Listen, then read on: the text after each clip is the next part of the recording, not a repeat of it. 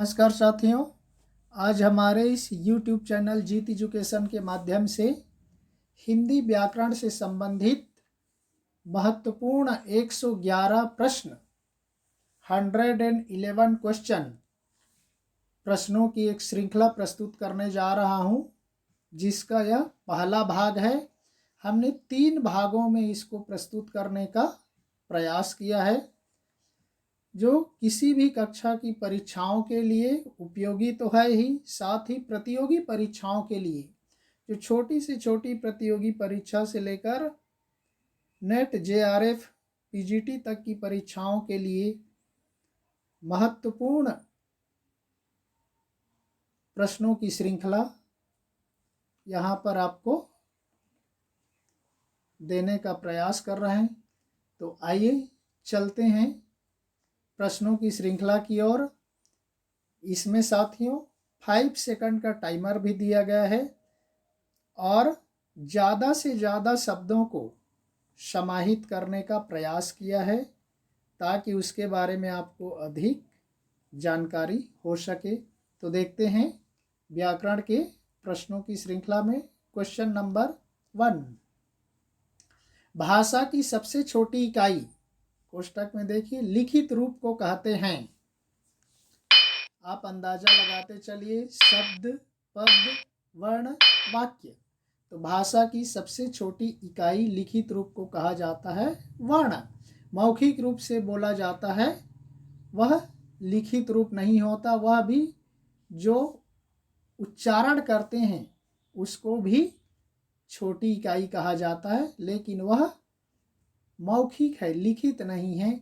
लिखित में वर्ण, अल्फ़ाबेट ही भाषा की सबसे छोटी इकाई है। चलते हैं दूसरे क्वेश्चन की ओर।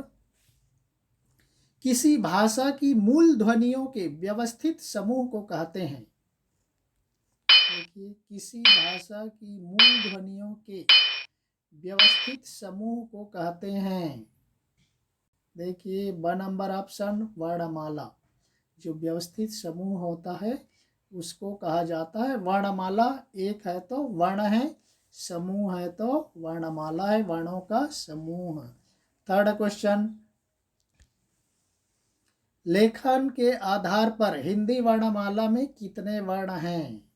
देखिए, बहुत ही महत्वपूर्ण और कंफ्यूजन वाला क्वेश्चन है साथियों। लेखन के आधार पर हिंदी वर्णमाला में 52 वर्ण होते हैं और इसका विवरण होता है साथियों 13 स्वर, अ से अह तक। इसमें अंग और आहा, जो विसर्ग और अनुस्वार कहा जाता है, अंग, अनुस्वार, आहा, विसर्ग, इसको भी स्वर में रख दिया जाता है, री को भी रख दिया जाता है, तब जाकर के 13 होता है। और 39 व्यंजन, 39 व्यंजन में साथियों इसमें 33 क से अह तक होता है और 4 संयुक्त व्यंजन होता है, छ, त्र, ज्ञ, स्र। 33 और 4 37 हो गया। और 2 द्विगुण व्यंजन होता है, जो ड के नीचे बिंदी वाला और ढ के नीचे बिंदी वाला, जिसको ढ ढ ढ ये कहा जाता है, जिसको द्विगुण व्यंजन कहते हैं। इसके सहित मिलाकर 39 होता है। 39 प्लस 13 हो जाता है 52 वर्ण। तो इस तरह से लेखन के आधार पर हिंदी वर्णमाला में कुल 52 वर्ण होते हैं। देखते हैं अगले प्रश्न में क्या है। हिंदी वर्णमाला में कुल स्वर वर्णों की संख्या है। आप अंदाजा लगाए, जो अभी आपको पिछले में मैं डिटेल बता दिया। हिंदी वर्णमाला में कुल वर्णों की संख्या है 2 नंबर 13, जिसको बताया आपको अ से अह तक में री, अनुस्वार, अंग, विसर्ग, आह, इन तीनों को भी शामिल किया जाता है, उसके सहित 13 होते हैं। चलते हैं 5वें प्रश्नों की ओर। हिंदी वर्णमाला में कुल व्यंजन वर्णों की संख्या है। जो आपको पिछले में भी मैं बता दिया। कुल व्यंजन वर्ण, उत्तर हो जाएगा साथियों द नंबर 39, जो बताया क से अह तक। क वर्ण में 5, च वर्ण में 5, ट वर्ग में 5, त वर्ग में 5, प वर्ग में 5, 25 हो गया। अंतस्थ में 4, और य र ल व और उष्म में 4, स ह, ये मिलाकर 33 होते हैं। और 2 हो जाते हैं द्विगुण व्यंजन, ढ़ ढ़, ये 2 होते हैं। और 4 संयुक्त व्यंजन होते हैं, छ त्र ज्ञ स्र, इन सब को मिला करके कितने हो जाते हैं? 39 हो जाते हैं। इसलिए कुल व्यंजन वर्ण 39 होता है। चलते हैं छठे प्रश्न की ओर। हिंदी स्वर वर्ण अंग और आह को कहा जाता है। देखिए क्या कहा जाता है अंग और आह को। उत्तर हो जाएगा साथियों ब नंबर अनुस्वार और विसर्ग। अनुस्वार विसर्ग, अनुस्वार मीन्स अंक, अनुनासिक मीन्स चंद्र बिंदी, और इन अंग और आह को अयोग वाह भी कहा जाता है, जो आपको मिलेगा। नेक्स्ट प्रश्न देखते हैं 7वां नंबर, हिंदी के द्विगुण व्यंजन कौन से हैं? देखिए यहाँ पर जो आपका डाउट हो जाएगा, जो 2 व्यंजन में जोड़ा जाता है वे ऑप्शन नंबर श, देखिए ड और ढ, उसके नीचे बिंदी है ड़ ढ, ये 2 द्विगुण व्यंजन कहलाते हैं। कई परीक्षाओं में ये प्रश्न पूछा गया है साथी। चलते हैं 8वें प्रश्न की ओर। हिंदी वर्णमाला में कितने संयुक्त व्यंजन हैं? आप अंदाजा लगाते चलिए। व्यंजन वर्णों के क्रम में मैंने आपको कुछ हिंट बता दिया। ऑप्शन हो जाएगा द नंबर 4, कौन कौन से? छ त्र ज्ञ स्र, ये 4 संयुक्त व्यंजन कहलाते हैं। 9वें प्रश्न में देखते हैं क्या है। इनमें से कौन से संयुक्त व्यंजन हैं? देखिए उसको भी हमने यहाँ पर प्रश्नों के माध्यम से कर दिया। क और श्र त्र, छ और त्र, ज्ञ और श्र, अ और ब दोनों कोई नहीं। ऑप्शन हो जाएगा स नंबर अ और ब दोनों, अर्थात छ और त्र, ज्ञ और श्र, ये चारों संयुक्त व्यंजन हैं। छ क जमा स मिलकर के छ बनता है। त्र त द जमा र मिलकर के त्र बनता है। ज जमा निया मिलकर के ज्ञ बनता है। और लास्ट स शक्कर के स जमा र मिलकर के स्र बनता है।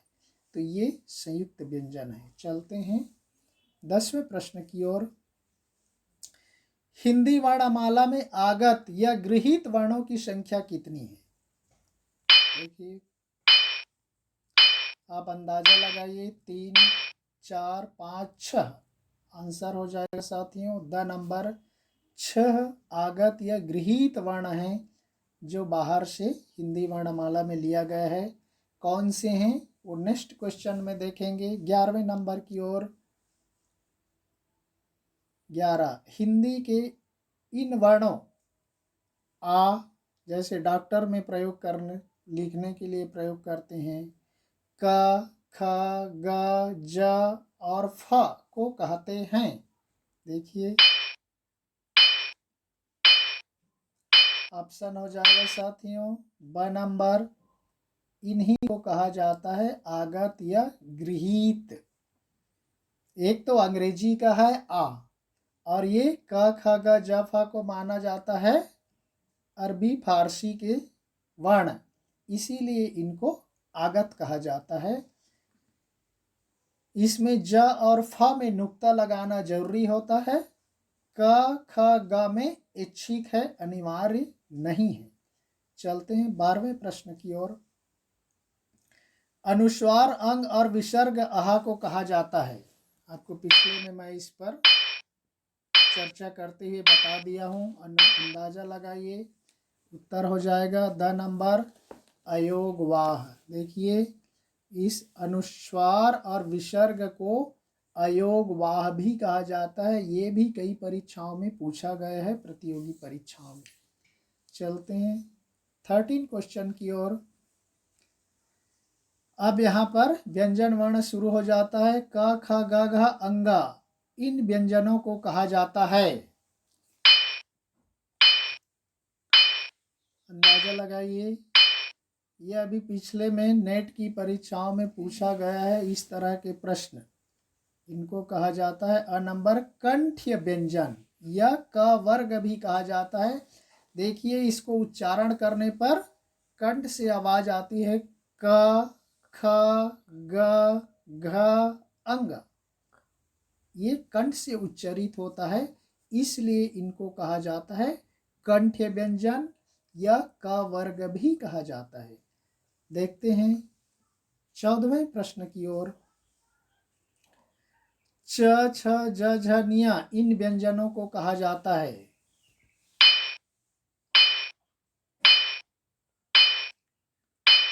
आपका आंसर हो जाएगा साथियों ब नंबर हो जाएगा तालव्य। ये उच्चारित करने पर तालु, जो जीभ है तालु को टच करता है। देखिए च छ ज झ निया, इसलिए इनको कहा जाता है तालव्य व्यंजन। अभी जो 2020 का नेट परीक्षा में इससे संबंधित प्रश्न पूछा गया है। तो ये च वर्ग भी कहा जाता है, तालव्य व्यंजन के अंतर्गत इसको रखा जाता है। 15th क्वेश्चन देखते हैं। ट ठ ड ढ अड़ा, इन व्यंजनों को कहा जाता है। देखिए आप सीरियल वाइज है, फर्स्ट कंठ्य हुआ, दूसरा तालव्य हुआ, तीसरा स नंबर हो जाएगा मूर्धन्य। ये ट ठ ड ढ अड़ा, यानी आपके जीभ का बिल्कुल नुकीला भाग और ऊपर का मूर्धा भाग थोड़ा टच करता है। ट आप उच्चारण करके देख लीजिए, ट ठ ड ढ अड़ा, इसलिए इनको कहा जाता है मूर्धन्य व्यंजन या ट वर्ग के व्यंजन। नेक्स्ट देखते हैं 16 क्वेश्चन में त थ द ध न, इन व्यंजनों को कहा जाता है।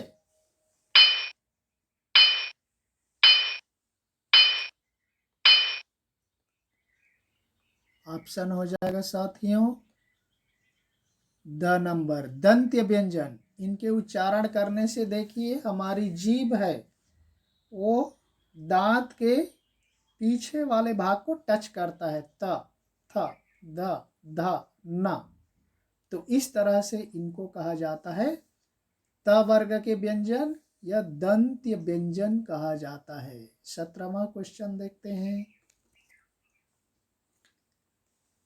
प फ ब भ म, इन व्यंजनों को कहा जाता है।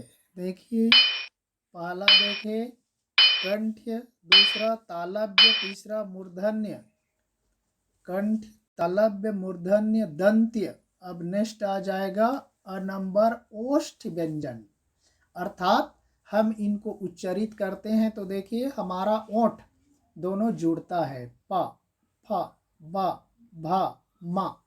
दूसरे वर्ण में ऐसा नहीं होता, तो इसलिए इनको प वर्ग भी कहा जाता है, ओष्ठ व्यंजन भी कहा जाता है। चलते हैं 18वें प्रश्न की ओर। य र ल व, इन व्यंजनों को कहा जाता है। देखिए ओष्ठ के बाद आ जाएगा, उत्तर हो जाएगा ब नंबर अंतस्थ व्यंजन। अंतस्थ ये 4 हैं, य र ल व, यानी सीधे यहाँ पर देखिए हमारा जीभ कहीं किसी को छूता नहीं है, सीधा अंदर से हवा मुंह से बाहर निकल आती है, इसलिए इसको कहा जाता है अंतस्थ। य र ल व, ये सीधा आ जाता है। चलते हैं 18वें प्रश्न की 19वें प्रश्न की ओर। हिंदी में स देखिए 3 प्रकार के हैं। उत्तर भारत में इसको शक्कर का स, दूसरा षटकोण का स और सरोता का स और ह, इन व्यंजनों को कहा जाता है।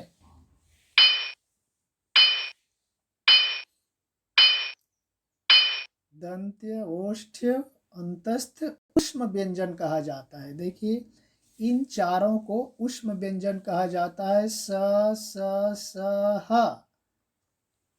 देखते हैं 20वें प्रश्न की ओर। छ त्र ज्ञ स्र इन व्यंजनों को कहा जाता है। आप अंदाजा लगा दीजिए। ओष्ठ व्यंजन, अंतस्थ व्यंजन, ऊष्म व्यंजन, संयुक्त व्यंजन, इन्हीं चारों को कहा जाता है संयुक्त व्यंजन, जो आपको मैंने वर्णमाला के समय में बताया था। छ त्र ज्ञ स्र, क जमा स, षटकोण के स, छ, त जमा र, त्र, ज जमा न्य, ज्ञ और स जमा र, स्र, ये संयुक्त है। चलते हैं 21 क्वेश्चन की ओर। अंग, निया, अड़ा, न, म, इन पांचों व्यंजनों को कहा जाता है।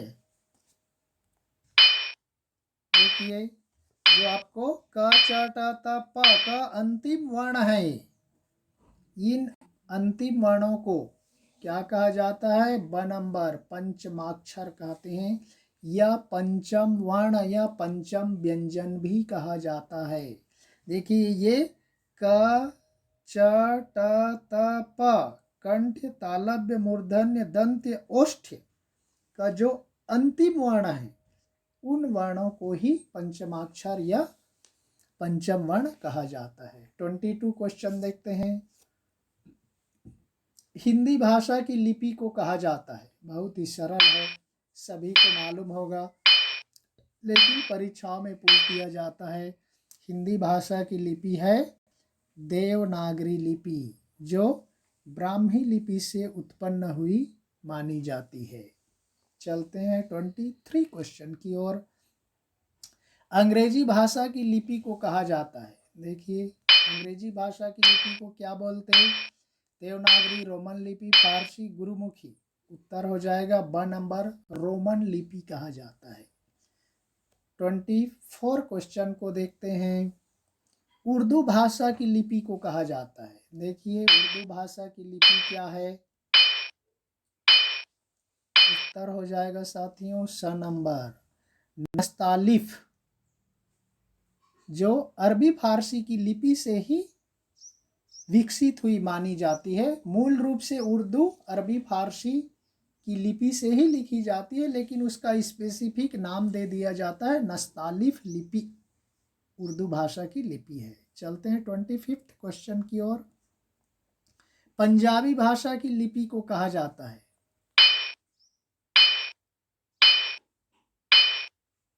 उत्तर हो जाएगा साथियों द नंबर, पंजाबी भाषा की लिपि को कहा जाता है गुरुमुखी लिपि। 26 क्वेश्चन देखते हैं। जिन ध्वनियों के उच्चारण में स्वर तंत्रियों में कंपन न हो, उसे कहते हैं, क्या कहते हैं? अंदाजा लगाइए। अघोष, सघोष, अल्प प्राण, महाप्राण। ये उत्तर हो जाएगा साथियों। जिन ध्वनियों के उच्चारण में स्वर तंत्रियों में कंपन न हो, उसे कहा जाता है अघोष। और ये हमारे जो क च ट त प वर्ण है, उस वर्ण का पहला और दूसरा वर्ण अघोष है। चलते हैं 27 क्वेश्चन की ओर। जिन ध्वनियों के उच्चारण में स्वर तंत्रियों में कंपन हो, उसे क्या कहते हैं? देखिए एक तो ना हो, वो अघोष है, और जिन ध्वनियों के उच्चारण में स्वर तंत्रियों में कंपन होता हो, उसको कहा जाता है सघोष या घोष कहा जाता है।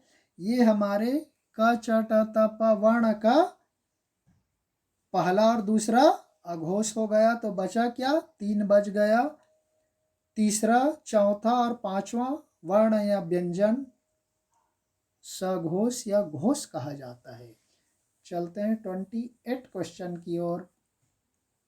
जिन व्यंजनों के उच्चारण में मुख से कम हवा निकले उसे कहते हैं।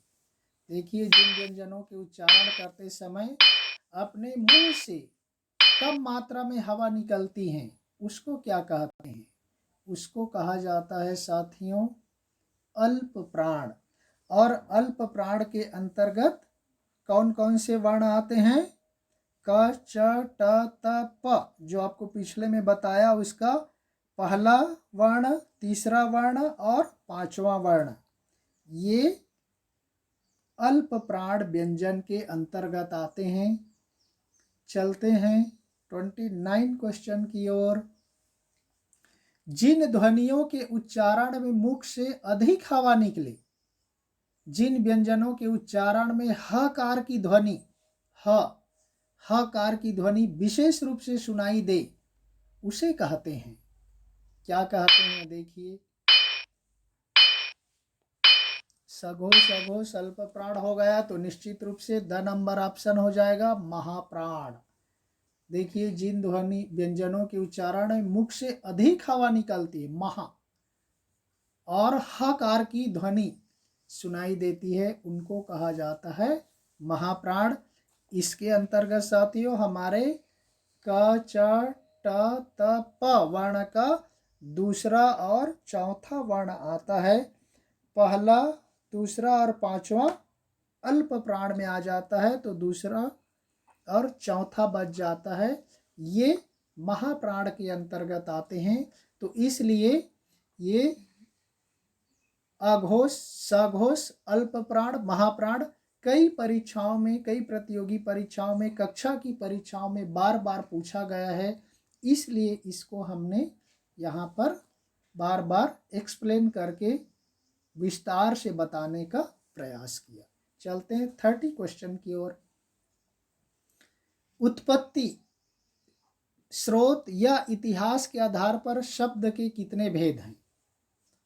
देखिए, शब्द के भेद, पद के भेद अलग है और आगे में मिलेगा। शब्द के भेद है साथियों द नंबर 5 भेद होते हैं शब्द के। इसमें से आगे आपको मिलेगा कौन कौन से शब्द के 5 भेद हैं। 31 क्वेश्चन की ओर देखते हैं। उत्पत्ति, स्रोत या इतिहास के आधार पर शब्द के भेद कौन से हैं?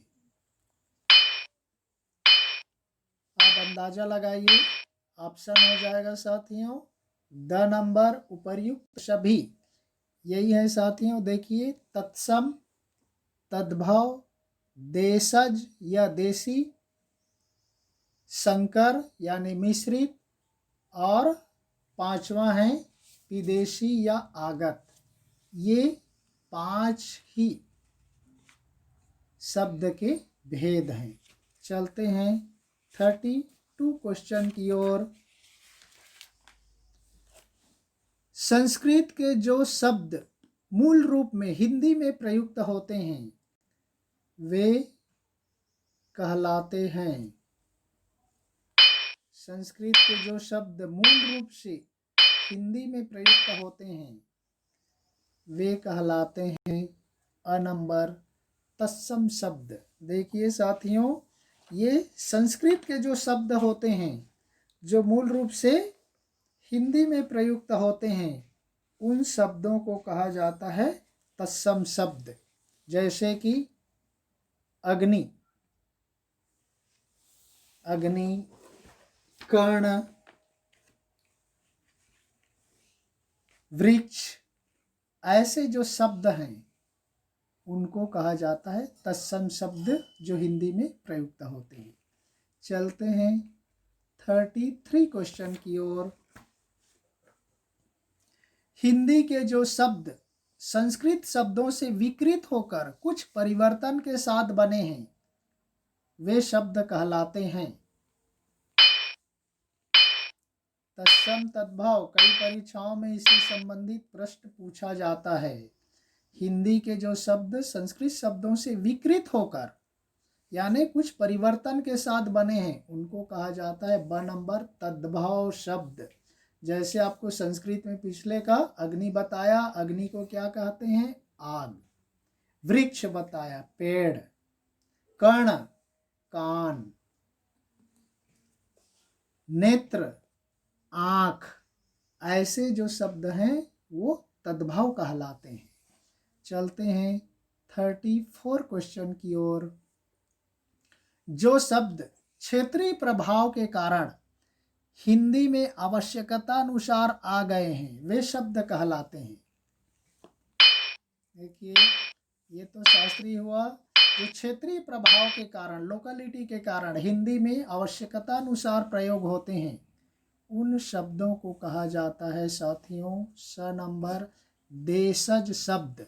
देशी शब्द जैसे बोल दिया जाता है खटिया, लोटा, ऐसे शब्दों को देशज कहा जाता है, देशी शब्द कहा जाता है।